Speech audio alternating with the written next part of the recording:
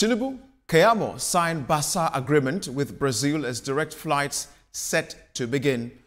Governor Hope Uzodimma raises Imo State minimum wage for workers to 104,000 naira as Adeyanju rejects Obi's demand to retract defamation claims, vows to meet him in court. We'll bring you all the details in just a moment.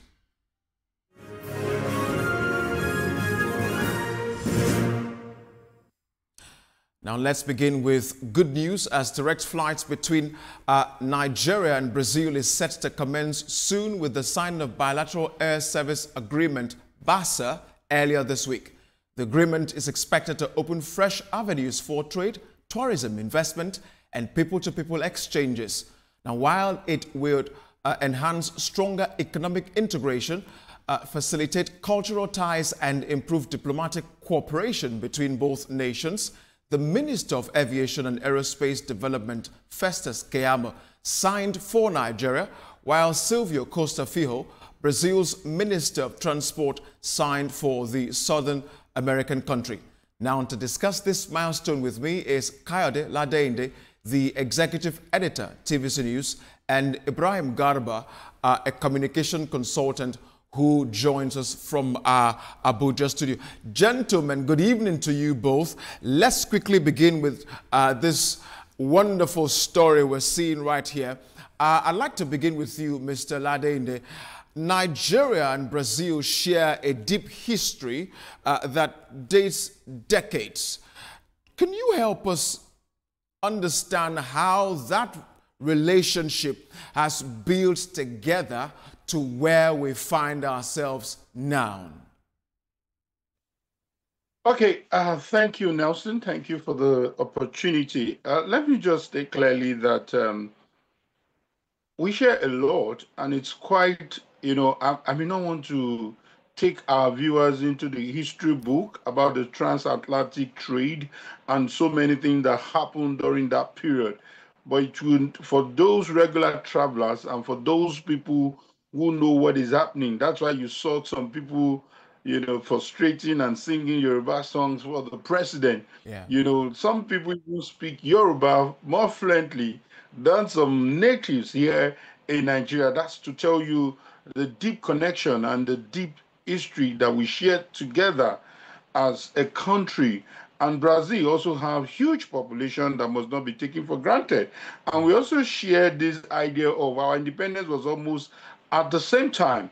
So it is a wake-up call and a big challenge to us as a country that, that comes up as the giant of Africa, that we have to, whatever it is that we don't have, there's no shame, there is no embarrassment in it, that we need to go back to those people who are doing somehow better than us. We know they have their challenges, like the issue of insecurity, some of those street gangs. You still find it in some cities in Brazil. But having said that, this is also a wake-up call to Western countries like USA and those people who, especially President Trump, who've been sending some threat and some kind of subtle threat to us, as if we can do business with the BRIC and which some people believe that it can also turn to BRICS, with Nigeria, and, being added to it. But having said that, going straight to what we have,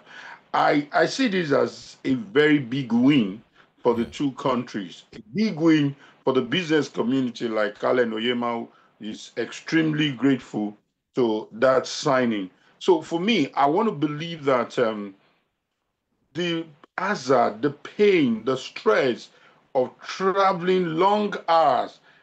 Nelson, it will shock you that even some countries that shouldn't take us less than 2 hours, but because there are no direct flights, you have to move to this country, go to this airport, do even three connecting flights before you get to a very nearby country. So for us to now deal with Brazil, South America, it's on the far side with huge hours of difference, and you have to do a direct flight. It's a wake-up call. Indeed. So I won't be shocked when this thing goes beyond airpiece and we have some other airlines jumping into this field. This will definitely help business to move. It will help a lot of things to come together. Petrobras obviously is coming very soon, and so many things. I'm sure some people will even talk about the Brazilian air and the other things, but generally, I think generally it's a good one, and it's something that we must commend this government for doing. Indeed. It means that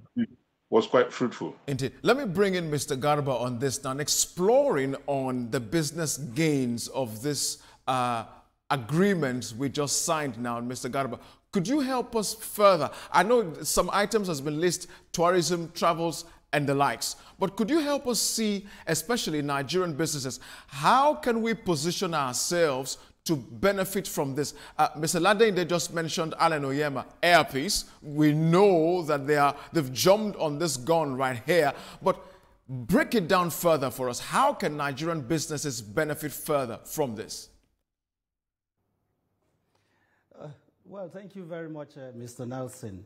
I think we should look beyond the accolades and take a deeper look into, the opportunities that are buried within these agreements.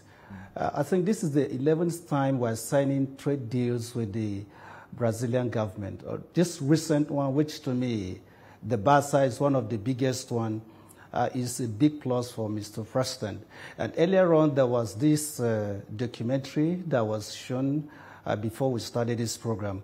I would like to encourage other media organizations to step down and at the same time share these messages far and wide so that people can connect to these opportunities that lie within this agreement that has been recently signed by a Nigerian president.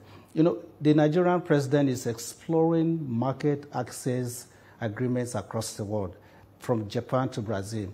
And what are the takeaways? It's not just opening the skies for airlines to fly between Lagos and Brazil. But beyond that, we want to look at the opportunities that are buried within, especially the agricultural sector. The non-oil export, in the first quarter of this year, how much did you record? Over 3 billion, away from 2.6, which was recorded in 2024. So if we have to invest more on agriculture because of the potentials which we have as a nation in Brazil, especially coming on the heels of the BRICS agreement, which Nigeria is especially involved, and the fact that Euro, Asia, they are looking for wider markets. So I think for me, President Bola Ahmed Tinubu, for the first time since the assumption of office, I'm beginning to see a change in narratives ever since this subsidy of fuel has been removed. So I just want to encourage Nigerians to look into this, tap into this opportunity. But again, it's beyond mere signing an agreement. I want the government to come back home, sit down, just like it happened at the shea butter, which was thrown back to us that, look, we should begin the process of processing before export. And we should invest in processing companies. So we should begin to involve, especially the private sector, the All Farmers Association of Nigeria, which I rightly belong as the national spokesperson, because Mr. President has opened the deal, the gateway for us as Nigerians to tap into and walk into it. But again, beyond the government-to-government relationship, I want to see business-to-business relationships so that when next Mr. President travel outside the country, we want to see businesses, businessmen, to form the larger part of the entourage so that we can begin to sign other deals and restructure the whole thing in a way the larger community of Nigerian businesses will latch onto it and record multiple successes. Indeed, I couldn't agree more with you, Mr. Garba. But I'd like to ask both of you gentlemen to hold on as we take a quick break and return for more on Newsweek.